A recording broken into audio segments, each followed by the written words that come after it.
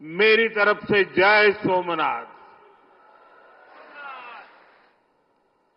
साथियों, ये समय अद्भुत है, ये वातावरण अद्भुत है, ये उत्सव अद्भुत है। एक और स्वयं देवादिदेव महादेव,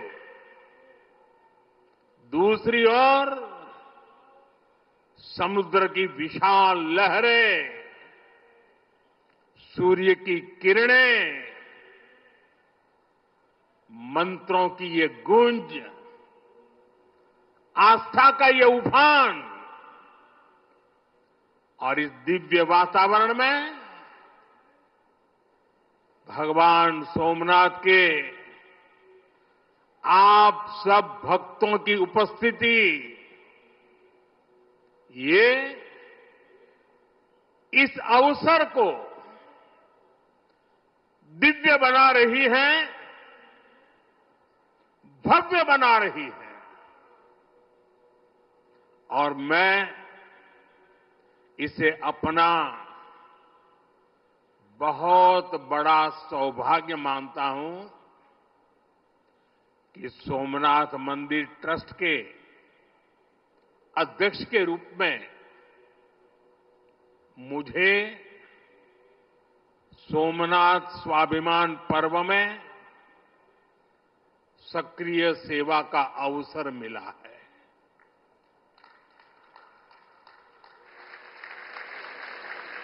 ये पीछे से कुछ और आवाज चल रही है भाई, इसे बंद किया जाए।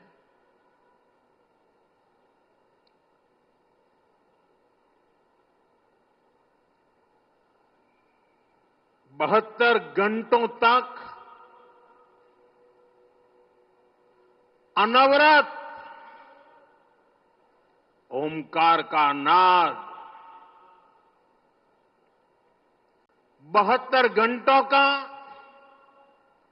अनवरत मंत्रोच्चार, और मैंने देखा कल शाम को 1000 ड्रोन्स द्वारा वैदिक गुरुकुलों के 1000 विद्यार्थियों की उपस्थिति,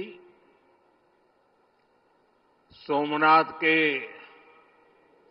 1000 वर्षों की गाथा का प्रदर्शन, और आज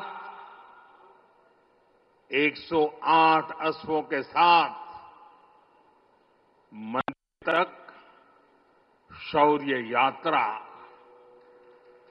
मंत्रों और भजनों की अद्भुत प्रस्तुति, सब कुछ मंत्र मुग्ध कर देने वाला है। इस अनुभूति को शब्द अभिव्यक्त नहीं कर सकते, इसे केवल समय ही संकलित कर सकता है। इस आयोजन में गर्व है, गरिमा है, गौरव है, और इसमें गरिमा का ज्ञान भी है। इसमें है वैभव की विरासत, इसमें है आध्यात्म की अनुभूति, अनुभव है, आनंद है, आत्मीयता है, और सबसे बढ़कर देवाधिदेव महादेव का आशीर्वाद है। आइए मेरे साथ बोलिए, नमः पार्वती पतये हर हर महादेव।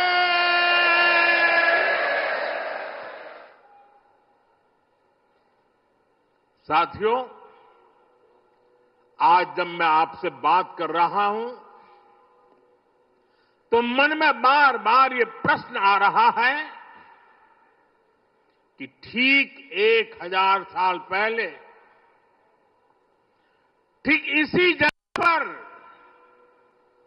जहां आप बैठे हैं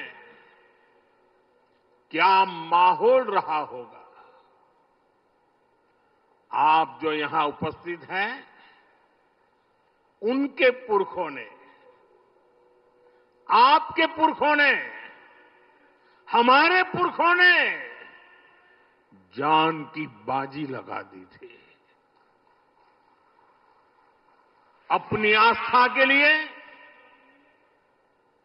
अपने विश्वास के लिए, अपने महादेव के लिए। उन्होंने अपना सब कुछ न्योछावर कर दिया। 1000 साल पहले तब वो आतताई सोच रहे थे कि हमें जीत लिया, लेकिन आज 1000 साल बाद भी सोमनाथ महादेव के मंदिर पर फहरा रही ध्वजा पूरी सृष्टि का आह्वान कर रही है कि हिंदुस्तान की शक्ति क्या है, उसका सामर्थ्य क्या है।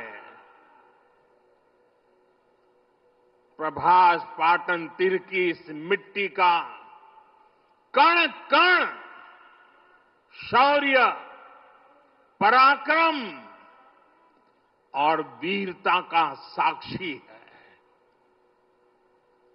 सोमनाथ के इस स्वरूप के लिए कितने ही शिव भक्तों ने, संस्कृति के उपासकों ने, संस्कृति के ध्वज धारकों ने अपने प्राणों की आहुति दी है। आज सोमनाथ स्वाभिमान पर्व पर सबसे पहले मैं हर उस वीर वीरांगना को नमन करता हूं जिसने सोमनाथ की रक्षा को, मंदिर के पुनर्निर्माण को अपना जीवन ध्येय बनाया, अपना सब कुछ देवाधिदेव महादेव को अर्पण कर दिया। भाइयों बहनों, प्रभास पाटन का एक क्षेत्र भगवान शिव का अपना क्षेत्र तो है।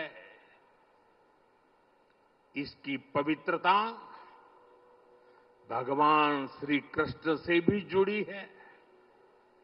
महाभारत काल में पांडवों ने भी इस तीर्थ में तपस्या की थी। इसलिए ये अवसर भारत के अनगिनत आयामों को नमन करने का भी अवसर है।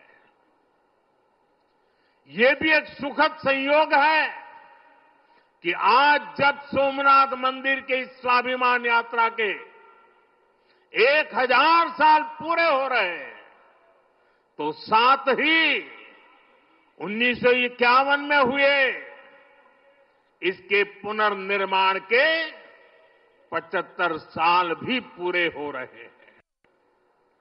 मैं दुनिया भर के करोड़ों श्रद्धालुओं को सोमनाथ स्वाभिमान पर्व की शुभकामनाएं देता हूं। साथियों, सोमनाथ स्वाभिमान पर्व 1000 साल पहले हुए विध्वंस के स्मरण के लिए नहीं, ये पर्व 1000 साल की यात्रा का पर्व है। साथ ही ये हमारे भारत के अस्तित्व और अभिमान का पर्व है, क्योंकि हमें हर कदम पर, हर मुकाम पर सोमनाथ और भारत में अनोखी समानताएं दिखती है।